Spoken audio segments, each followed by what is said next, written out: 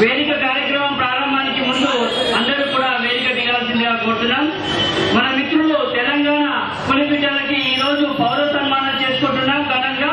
కాబట్టి ఈ సన్మాన కార్యక్రమానికి రావాల్సిందిగా వారిని సాధారణంగా ఆహ్వానిస్తున్నాం.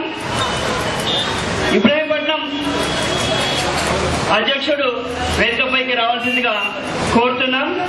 తర్వాత ఇక ఈనాడు ఈ సన్మాన కార్యక్రమానికి గుగ్గిల సురేష్ గౌడ్ గారు రాష్ట్ర ప్రధాన కార్యదర్శి గారు వేదికపైకి రావాల్సిందిగా సాధారణంగా కోరుతున్నాం. అంగడి పురుషోత్తం గారు రాష్ట్ర కార్యదర్శి గారు వేదికపైకి రావాల్సిందిగా కోరుకుంటున్నాం. తర్వాత మన మెట్టిపల్లి ముద్దు బిడ్డ సుమన్ గారు వేదికపైకి రావాల్సిందిగా సాధారణంగా కోరుకుంటున్నాం. ఎందుకంటే మన తెలంగాణ ముద్దు బిడ్డ గత 8 సంవత్సరాల వ్యక్తిని ఆ టీవీ ఛానల్లోనే షేర్ చేసుకొని మన ఆత్మ గౌరవాన్ని నిలబెట్టేటువంటి మహా గొప్ప వ్యక్తి మన సుమన్ గారు. అలాంటి వారు మన మెట్టిపల్లి బిడ్డ కావడం మనందరికీ కూడా గర్వకారణమని ఈ సభాముఖంగా తెలియజెప్పడం జరుగుతుంది. అలాంటి ముద్దు బిడ్డ ఈనాడు ఒక ప్రత్యేకమైనటువంటి రాష్ట్ర హోదాలో మన పట్టణానికి రావడం జరిగింది. కాబట్టి మనమందరం కూడా హితోధికంగా వారిని సన్మానించుకొని మన యొక్క కృతజ్ఞతలో మన యొక్క గొప్పతనాన్ని చాటి చెప్పినటువంటి అతనికి సన్మానాన్ని చేయడానికి విద్యార్థులు ఇంకా విద్యావేత్తలు అందరూ కూడా ఈ సభని అలంకరించినందుకు మంచిగా చక్కని వర్షాన్ని కురిపిస్తున్నాడు. ఆయన కూడా చక్కని ఈ సన్మానాన్ని చేసుకోవడానికి మనం ఇక్కడికి విచ్చేయడం జరిగింది. ఆ సన్మానాన్ని గ్రహించడానికి విచ్చేసినటువంటి ముద్దు బిడ్డ తెలంగాణ విద్య అదేవిధంగా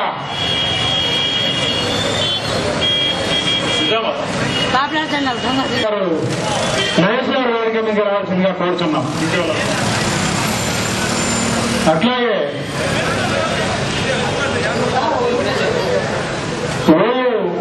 విద్యార్థుల అధ్యక్షులు ఎల్లి శ్రీనివాస్ గారు వేదిక మీద రావాల్సిందిగా కోరుతున్నాం.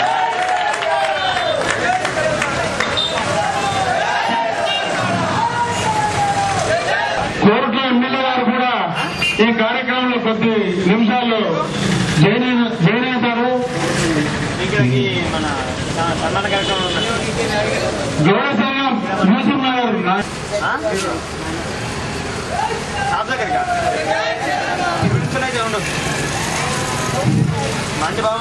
మన సుమన్ జీకి మనం ఘనంగా సన్మానం చేసుకుంటున్నాం. మరి వీరి గురించి కొన్ని విషయాలు మనం ఇక్కడ ప్రస్తావించుకోవాల్సినటువంటి అవసరం ఉంది. 4వ తరగతి వరకు చదవడం జరిగింది.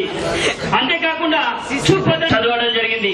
మరి ఏపీ రెసిడెన్షియల్ లో చదివేటువంటి విద్యార్థి ఎంత క్లెవర్ స్టూడెంటో ఎంత ప్రతిభావంతుడో మన అందరికీ కూడా తెలుసు. మరి అలాంటి ఒక ప్రతిభావంతమైనటువంటి తెలంగాణ కిరటం తెలంగాణ ఉద్యమం వైపు మళ్ళిండు అంటే మరి దానిలో ఎంత నిజం మన తెలంగాణ వాదం ఎంత ఉందో అతడు బలపరిచేటువంటి దాన్ని బట్టి మనము గమనించుకోవాలి. తర్వాత ఉస్మానియా లోపల MA PhD చేస్తూ మన తెలంగాణ ప్రాంతానికి ప్రాధాన్యత వహిస్తున్నటువంటి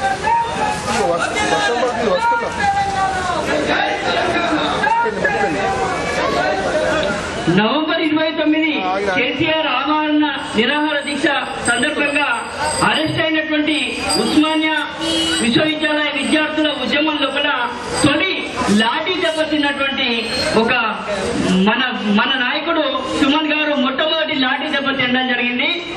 తర్వాత అతని శరీరం పైన 28 లాఠీ దెబ్బలు ఏకధాటిగా కొట్టడం జరిగింది. అయినప్పటికీ కూడా ఆ దెబ్బలను భరిస్తూ తెలంగాణ వాదాన్ని బలపరుస్తూనే ఉన్నాడు తప్పించి ఆ ఉద్యమం నుంచి అతడు తప్పుకోవడం జరగలేదు. అంతేకాకుండా ఇంతవరకు పెట్టినటువంటి తెలంగాణ వాదాన్ని బలపరుస్తూ పెట్టినటువంటి కేసుల్లో ఒక వ్యక్తి పైన ఎక్కువ కేసులు ఎవరిపైన ఉన్నాయంటే మన సుమంత్ పైనే 98 కేసులు అతని పైన పెట్టడం జరిగింది. ఇంకా 2 కేసులు పెడితే సెంచరీ. అయినప్పటికీ కూడా భయపడకుండా తెలంగాణ లోపల ముందుకు సాగుతూ మనందరినీ కూడా ఉత్తేజపరుస్తున్నటువంటి ఒక చైతన్య కిరీటం మన సుమన్ గారు. తర్వాత టీవీలో రఘుమా రెడ్డి మన తెలంగాణ వాదాన్ని మన మిత్రులు చెప్తున్నారు. రఘుమారెడ్డిని కొట్టానట 100 కేసులు పూర్తయినాయట, సెంచరీ సాధించారు కేసుల లోపల కూడా. కానీ నిజంగా చెప్పాలంటే తెలంగాణ లోపల అంటే టీవీ షోలలో దాడి చేసినటువంటి ఏకైక వ్యక్తి, మొట్టమొదటి వ్యక్తి మన తెలంగాణ మన మెట్టుపల్లి ముద్దు బిడ్డ కావడం మనందరికీ గర్వకారణం. ఎందుకంటే అన్యాయం ఎక్కడ ఉన్నా కూడా టీవీ లైవ్ షోలలో కూడా మనం అన్యాయాన్ని ఎదిరించాలని మనకు మార్గదర్శనం చూపించినటువంటి సుమన్ కి మహా వ్యక్తి. అలాంటి ఆయన సుమన్ జీకి సన్మానం చేస్తున్నారు. జై తెలంగాణ. మరి సుమన్ కొడుకుని సుమన్ తండ్రిని అని చెప్పుకొని గర్వపడుతున్నాడు. ఆ విధంగా బిడ్డలు ఎదిగినప్పుడు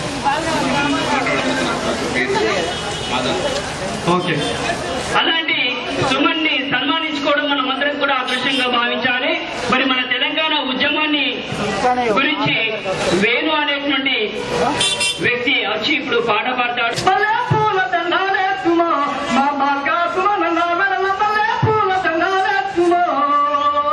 మంచి మంచి బంతులేని బంతి పూల దండాలల్లి మంచి మంచి